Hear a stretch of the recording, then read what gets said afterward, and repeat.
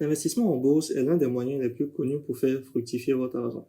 Cependant, beaucoup de personnes pensent que sur le marché boursier, les actions constituent le seul actif dans lequel l'on peut investir son argent et se retrouvent à rechercher constamment l'entreprise dans laquelle il faut impérativement investir ou l'action qu'il faut impérativement acheter. Alors aujourd'hui, nous allons passer en revue 4 actifs dans lesquels vous pouvez investir votre argent sur les marchés boursiers. Le premier actif dont on va parler donc, c'est les actions. Comme je l'ai dit plus tôt, c'est cet actif-là que la majorité des personnes connaissent. En achetant des actions d'une entreprise, vous détenez une part du capital de cette entreprise-là. Et donc, vous allez percevoir des dividendes si l'entreprise réalise des profits. Naturellement, comme j'ai dit, vous allez percevoir des dividendes uniquement si l'entreprise réalise des profits. Ce qui sous-entend que si l'entreprise ne réalise pas de profits, vous ne percevrez donc pas de dividendes.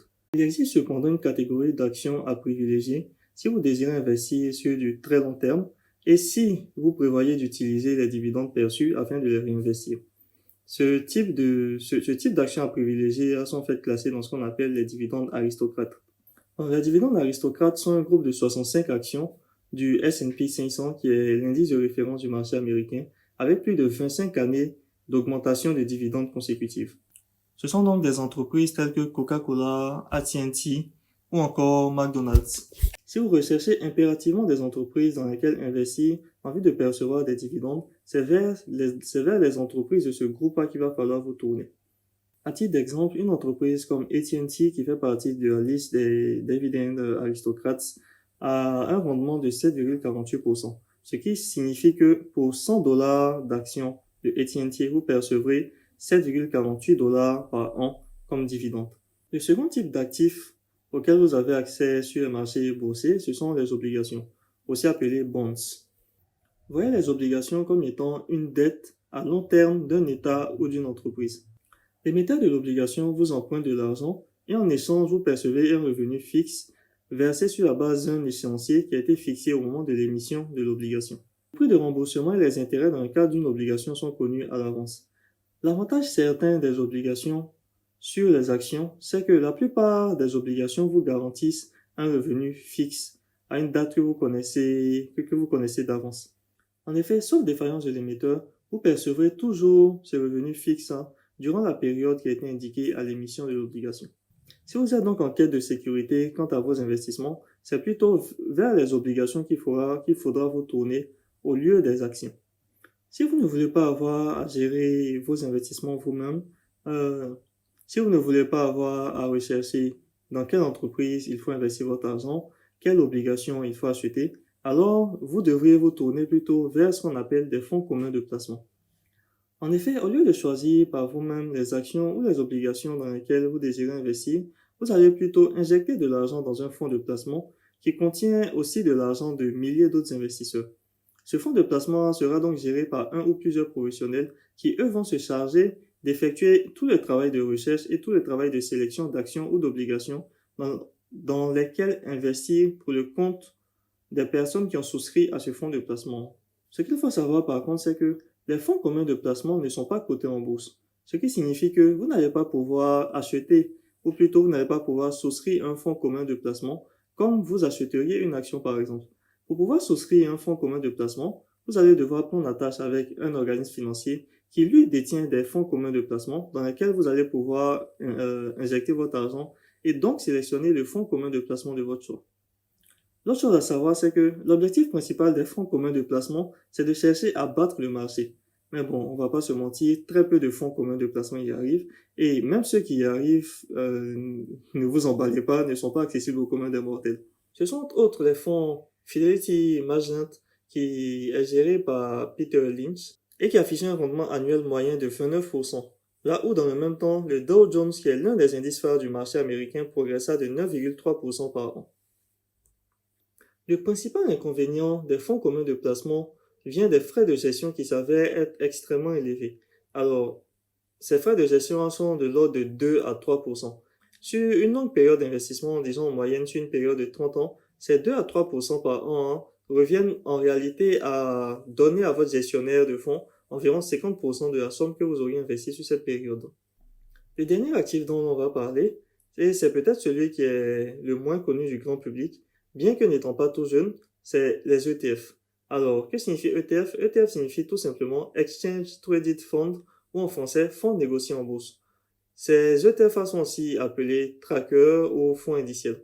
Alors, comme je disais tantôt, cet actif-là est encore méconnu du grand public, bien que n'ayant pas été créé tout récemment, parce que les ETF ont été créés en 1993 et donc ont été créés il y a 27 ans aujourd'hui. Alors, comme l'indique le nom, fonds négociés en bourse, les ETF ne sont rien d'autre qu'un autre type de fonds. Mais à la différence des fonds communs de placement, les ETF seront cotés en bourse, ce qui signifie que vous allez pouvoir acheter un ETF comme vous achèteriez une action. Un ETF contient en son sein plusieurs entreprises, ce qui signifie que lorsque vous allez acheter un ETF, vous allez en fait indirectement investir dans plusieurs centaines, voire souvent dans plusieurs milliers d'entreprises. Et à la différence des fonds communs de placement, vous connaissez en fait les différents actifs qui vont en fait composer cet ETF. La particularité des ETF, c'est que, contrairement aux fonds communs de placement, ils ne vont pas chercher à battre le marché. Ils vont plutôt chercher en fait à répliquer pas à pas la performance du marché. D'où l'autre nom qu'on leur donne, à savoir des trackers ou des fonds indiciels. Les ETF vont donc être adossés à un indice qu'on va en fait appeler indice de référence de l'ETF. Alors, un indice, pour faire simple, c'est un outil qui va vous permettre d'analyser la tendance d'un marché. En fait, dans un indice, vous avez plusieurs actions ou obligations qui vont en fait vous permettre de déterminer comment se comporte un marché. Alors, il existe plusieurs indices. Vous avez, à titre d'exemple, le S&P 500 dont j'ai parlé plus tôt dans cette vidéo, qui est l'un des indices références du marché américain.